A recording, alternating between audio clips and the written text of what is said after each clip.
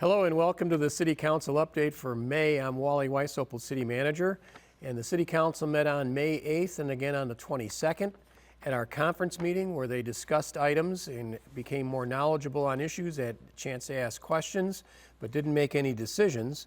They got an update on the budget and the financial forecast for 2024.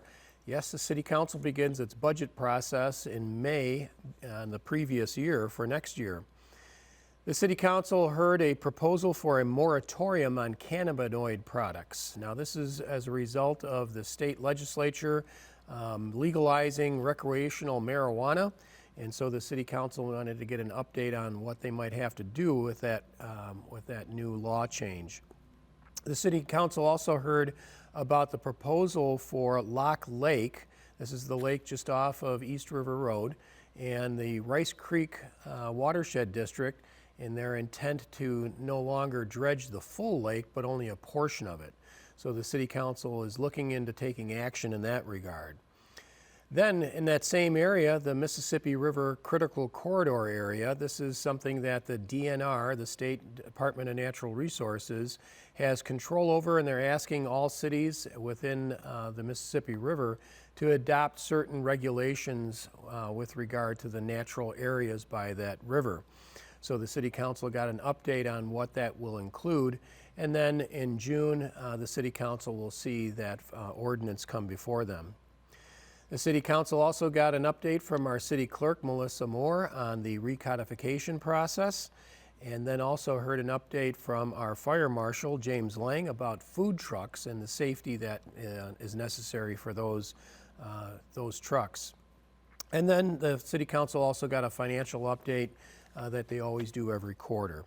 At the regular meetings, the City Council issued several proclamations.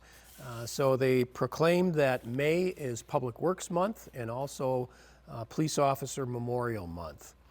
And then at the regular session, the City Council approved a housing improvement area for the Innsbrook North Townhome Association. Now this is an interesting bit of law that allows cities and townhomes associations to create these taxing districts that will help pay for the improvements that are on the private property within that townhome association. The private roads, water mains, sewer lines, etc., are badly in need of improvement, and the townhome association can ask the city to approve such a housing improvement area that will only be paid for by the residents in that townhome association. Now there's still some time before those voters can have that townhome association can actually have that vetoed, but everything is set to go in that process, and construction would take place for those folks later on this summer. Again, the city has no role in the reconstruction process itself. The City Council then passed an interim ordinance, a moratorium if you would, on the sale of cannabinoid products in the city of Fridley, and the second reading of that ordinance will take place in June. Now, the reason for the City Council taking this action is that the state's law that will be going into place has many items that require the cities to adopt certain regulations and policies in that regard.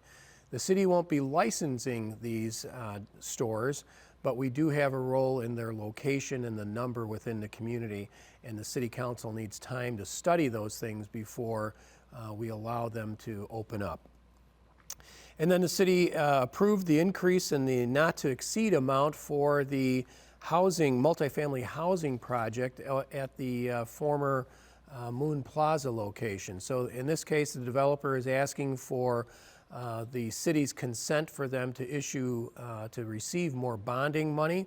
And this is nothing that puts a financial liability on the city's part, but it does allow the developer to access lower interest rate funds so they can do that redevelopment.